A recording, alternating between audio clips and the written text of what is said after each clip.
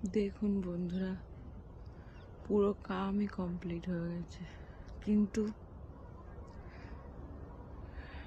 দেখুন এই যে ডান্ডা पड़ा है ना,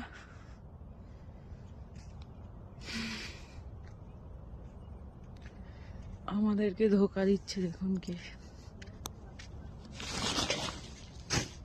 এই যে এই ব্যক্তিটা आज 4 दिन से इसको खारा भी आ गया। मैं सोच रहा था जल्दी जल्दी घर चले जाएंगे। देखो ये नहीं चला रहा है, मोटू वाला हम लोगों को कितना परेशान करता, कुछ भी नहीं देता। फिर जनरेटर को दिया था, ये भी खराब हो गया, पीने का पानी भी नहीं देता। गंदा इंसान कह के। और एक दिन का काम था, हम लोगों को 4 दिन से बैठे रखा है। इस रोलिंग को ये डंडा लगाना है, देखो इस डंडा को लगाकर इसको ऊपर चढ़ाना है। इस पर काम खत्म है, देखो सारा काम हो गया।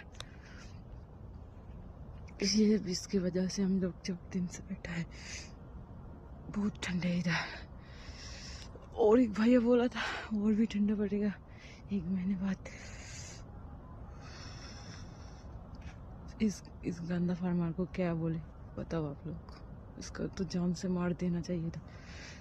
मेरे हाथ में रहता तो मैं मार देता इसको।